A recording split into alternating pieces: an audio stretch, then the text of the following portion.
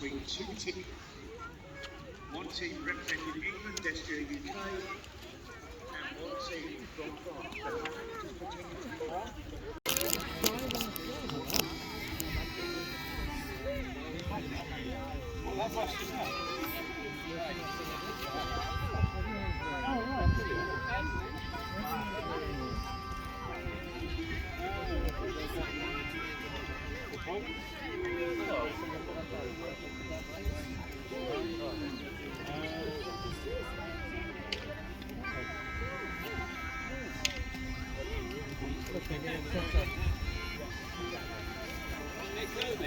Okay.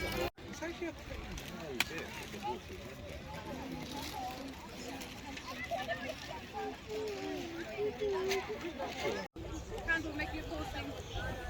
Very important to because there's no electricity, you can turn on lights, so if you want to see where you're going at night time, you have to use candles.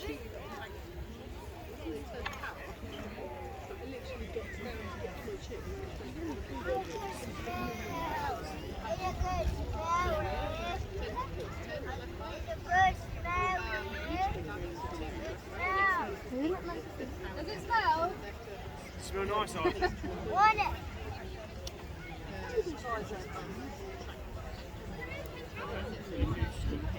How many times do you need to dip it in?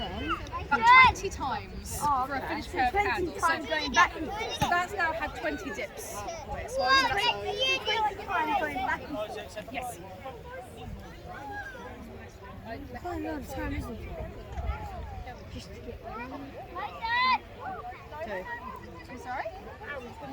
What's it for? Well, in medieval times, we didn't have any electricity. So after it got dark, if we wanted to see where we were going, we had to use candles. And if you wanted to read books. Exactly. Although in medieval times, I would be able to read. I won't tell you I can't read now. I can't see that neither here nor there.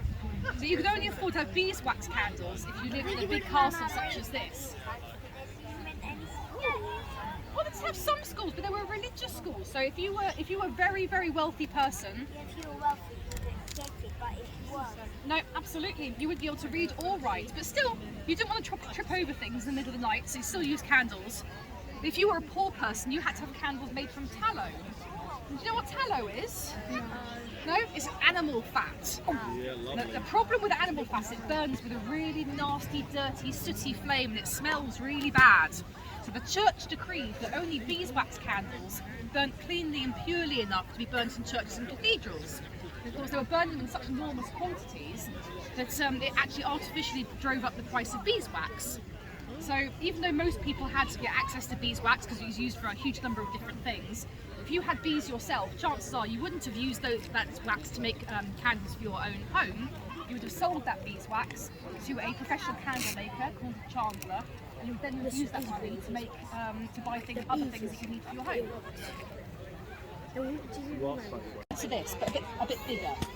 And bees would they'd also make beeswax, and they would form honeycomb inside the bee skep, and that would then have honey in it.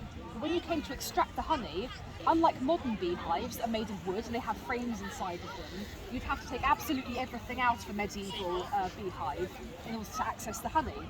But bees were much more common in the 15th century. We didn't have pesticides, we didn't have insecticides, and so you'd have lots and lots of beehives, and then when another one was swarming, it would then just go back into the empty hive again. So it was a much more sustainable practice. And you would get stung. Not necessarily. No, bees are pretty relaxed. They're pretty chilled.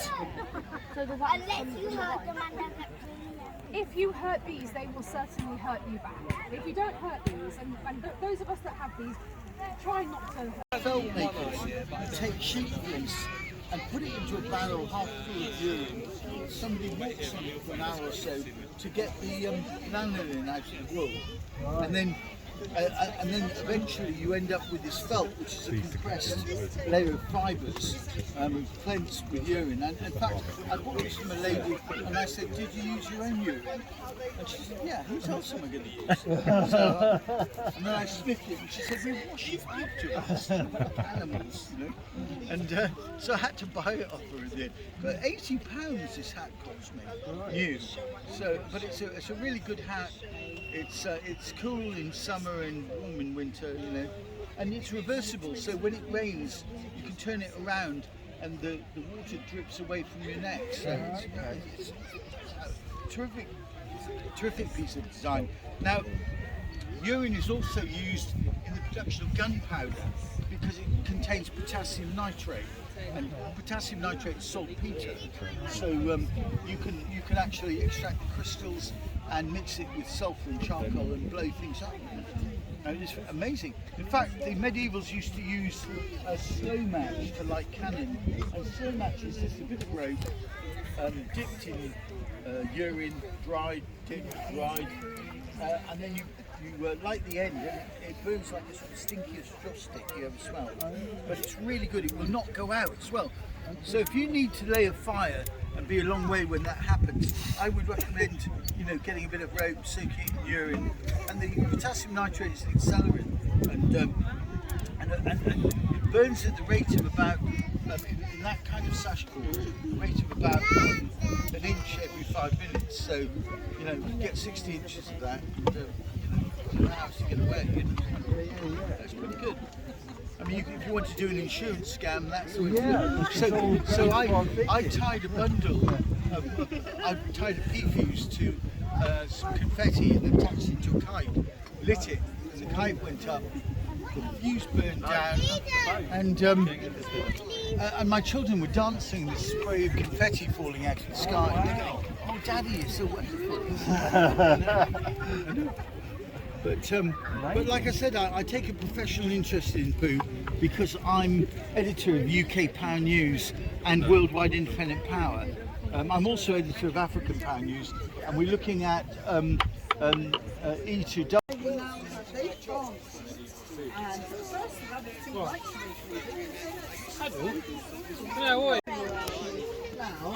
You can't touch them, are descendants of the rabbits that the Norman lords brought in. Okay? So when you see bunny rabbits, you have to say something like hola or buongiorno, because they really aren't properly English. Oh yeah? I'm not sure what hello is in Greek, actually. Your body, when you're cold, your body just fighting and becoming hypothermic, burns so many calories.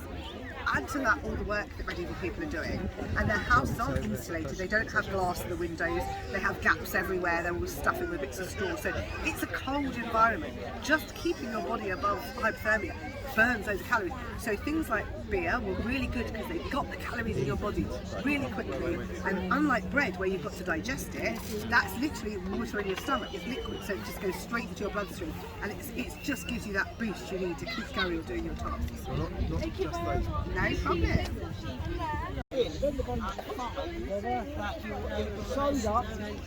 Sew with it or weave with it. You might be lucky if I'll put the You'll weave 20, this is weaving, and when it goes through, throw it up, this is 24 karat gold you can thread, go off to a herbalist. because if it's got a very high number, it means it's very pure, which means it's very soft. And basically we can make it so thin that we can turn it into thread, which was something that you would find in very, very expensive pieces during the Middle Ages, things that I was working on. And this would be to be worn around the front of the head, not quite like your headband there, you wear it over the front of your forehead. Even today, A bit like my head model up there. not much of shot. You still have to use scalpels, you still have to And I would also be using silk to make slightly different things. It's a bit like the braids on my cushion there. And for those, I have to weave on my fingers to create different patterns. So that is determined by the number of fingers I've got available. And I don't use my thumbs, so I can use 8 fingers to do that weaving with. And when I use those fingers, this happens. there's no net. Syrup of poppy. And I can create different patterns It was using different numbers of threads. And this is what a book that comes from 600 years ago actually looks similar to. I've taken these instructions from a book that is kept in somewhere called the British Library, which is in London, and it gives instructions for making braids. On each braid I've woven an example at the side as to what it looks like when it's finished. And these are all in Old English or Middle English for those that know the difference, and it means that it is possible to read it. Just about, even though the spelling is entertaining. Very entertaining in places. But it moves through from very, very simple braids of 5 loops onto ones that are a little bit more complicated. You can make holes. That's quite useful sometimes. And then you can start making patterns. And then they get fancier as you increase the number of loops on your fingers. And you know what? What is the most remarkable thing is that if you could read this and exposing 600 years ago, the marrow to you would be in the top 5% of the population of the country. Only 5 in everyone would have been able to read the words on that page. So if you are being taught by me in my workshop as a training student in the work of silk, I'd actually teach you to read and write at the same time. It's pretty remarkable for the time that we're talking about. the glasses. So all of you young women, Have you ever done an operation?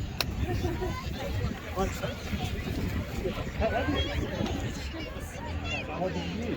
2 of those in my own. Your own teeth? Yes.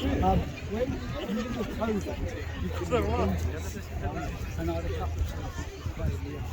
Yeah. So I got some diamond swords.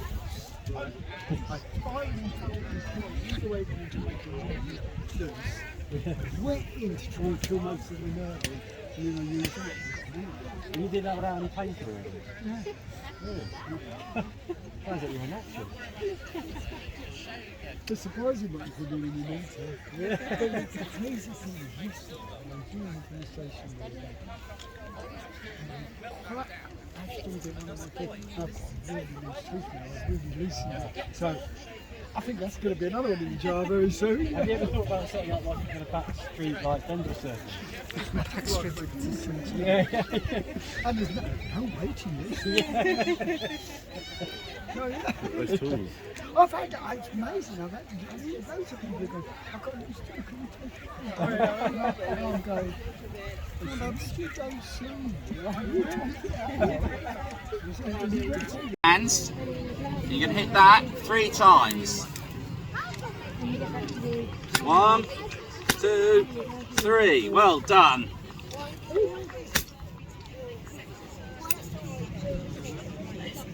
There we are. A half broke from the reign of Henry VI of England. The 6th. 1400. Right. 3 times as hard as you Do you can. want me to keep that safe? 1, Where are you going to keep it? 2, 3. That was a very good hit. I'll give it just one more for luck. Beautiful, look at that. Thank you very much. Thank you. Right, who's next?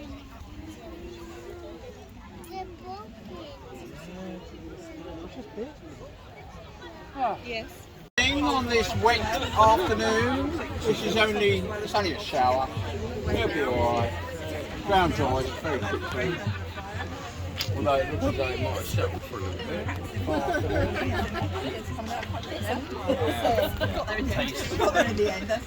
This is our nightmare. It's rain this time of Usually day. at events like this on like We start people aren't able to try it. Ladies Jones, hygiene certification. Do you want to try some bread pudding to go with that? There's red wine and honey in the bread pudding. Thank you. Anybody else want to try some red wine? Can I try that? Oh, shoot. Always brings us a smile. Can I try some of that? Yeah, I mean, we do say, it does say, if you have an allergy, please speak to us, and you know that we do get people coming and say, oh, we can't eat bread. Want to try one? Won't hurt you. Well, we are totally not Keep the for bugs it. away. Won't stop the rain, but it'll keep the bugs away. Which is actually unusual because a lot of the medieval recipes include almonds. Almonds were used as almond milk. Almond milk. Oh, so you just steep ground almonds. Yeah, in a lot of the recipes. mill thing. Yeah. Yeah, and so a lot of the recipes, I can't do a lot of recipes, or I have to substitute them with cream or things like that. So you're not quite getting the exact flavour that you would have had. Yeah, if you want to make some at home, you can buy the bags up at Nick's. It's called Hippocras. 2 bags makes 3 bottles. 3 bottles of wine, 2 bags, and 3 tablespoons of sugar. Almond milk. We use brown sugar, seems to work With better. cow, I believe you don't get Per milk all bottle. year round. So when there was enough milk, a couple of tablespoons bags of almond sugar, you're ready to slightly grow an almond tree. Boil it and then Now we're just, everybody in society did that. Oh yeah. Yeah, you're right. It's probably No milk in it. It's red wine instead. You'd be very quiet about it. Yeah. Yeah. Just like red wine. Really fascinating. Thank you both. Thank you. Well, you can't go down, it's just for watching. This man's making a living. Be careful. Oh, yes, you You do. might be able to in a minute, darling. Those children haven't go first. Sorry, I didn't realise. I thought she just thought he was a child.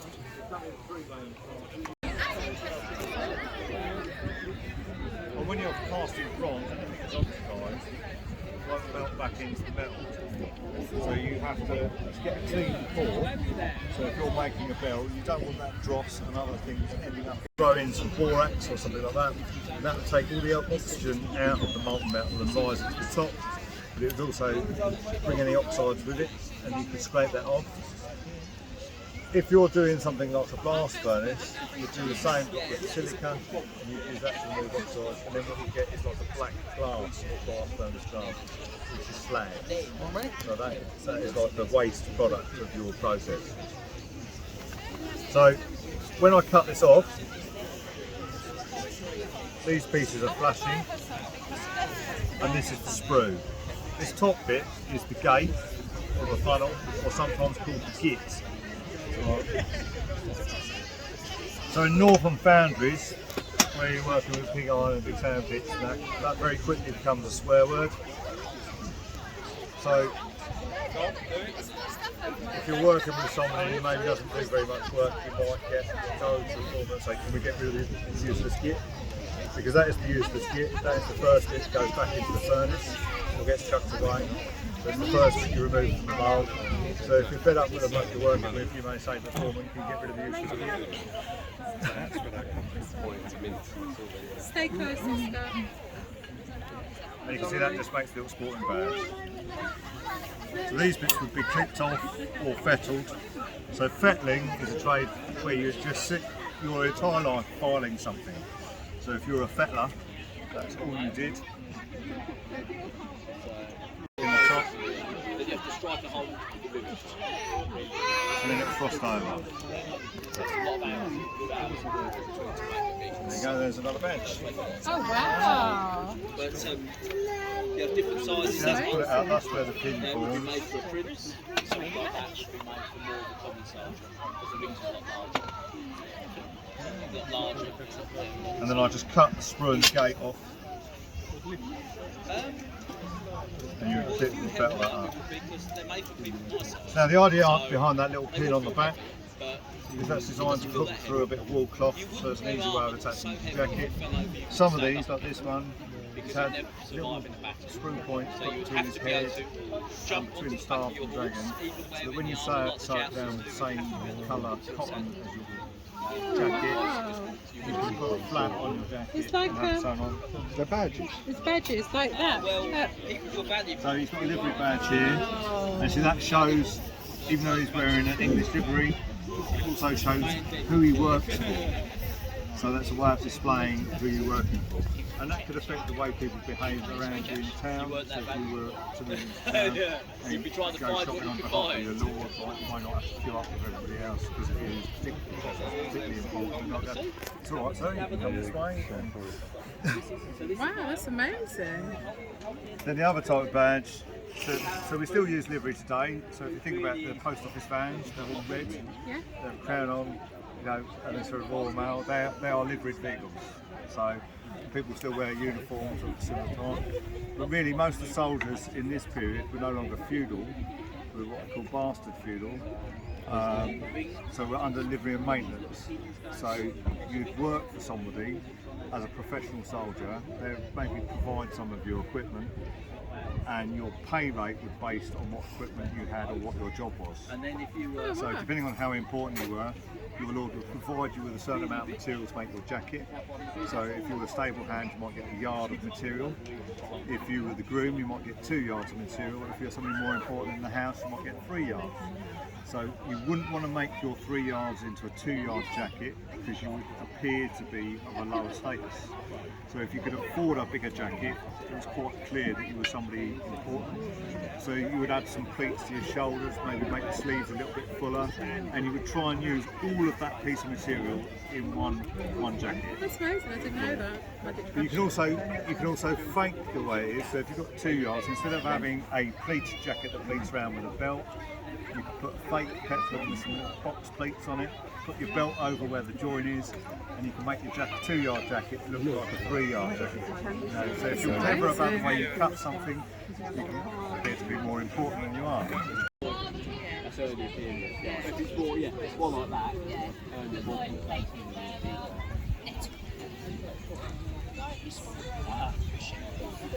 Boys. Historical. That's a quarter one. No. That's the other side. Okay. That's the other side, yeah. That's your nettles. It's a hell.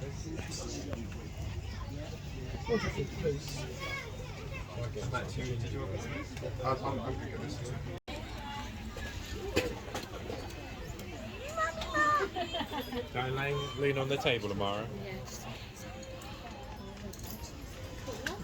Everything can be fixed with a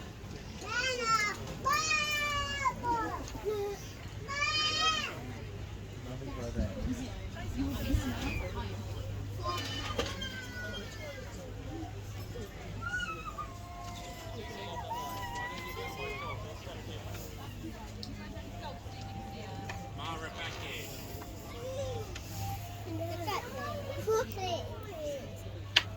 Careful. I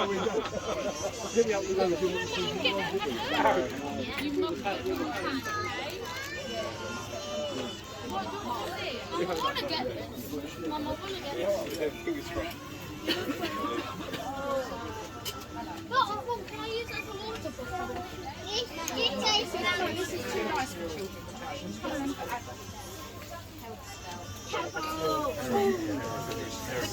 When you're older, when you look after things a bit better. I do. I still work. Oh, Emily, look, the man waiting with the quill. Can you see? We used to have a piece of wood with a nib on the end of it, and we had so used to eat them.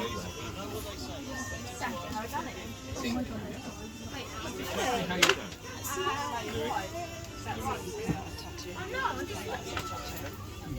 Oh my God, this is soft.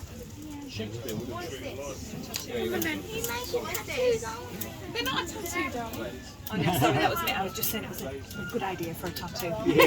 No, they're not tattoos. No, he's writing names. Oh, that's wonderful. It takes about 10-15 minutes to dry, so just pop that and come back and do the bar. That's probably for the best. That's wonderful. Thank you ever so much. Right.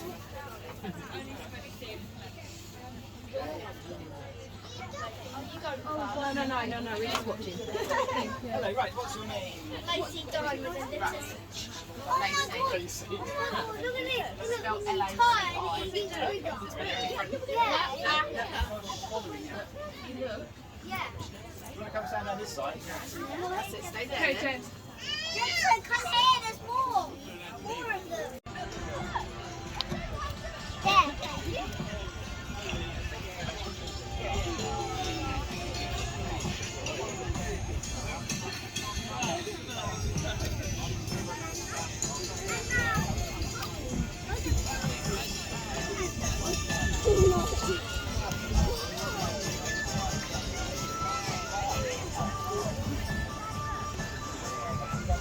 The armour is designed in the way that it is, giving them the robust protection that they need, but also allowing for movement and mobility and in foot combat or on Okay, some of it is obviously it's a under really your cool arm. process that they go through. They're going to talk you through that.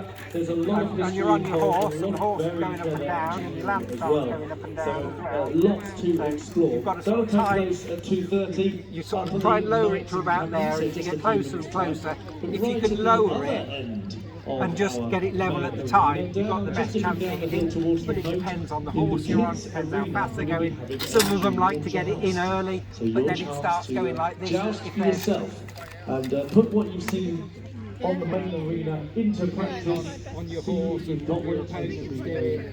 Nice. Jousting. The trouble with that is you can do that, bring it down, bring it on, they've gone. So plenty still going on this afternoon. 2 events about to begin, but of course we're building up to the second joust of the day, the final joust of this 3-day Queen's Joust here at Leeds Castle. Everything's still to play for. I took a little stroll backstage after the last joust to see how everyone was after that grand display. And I was very pleased with what they've been able to do and how I on the aim my field. shot. But of course, Just ignore that bit, and it's all about staying cool and just don't let that bother me.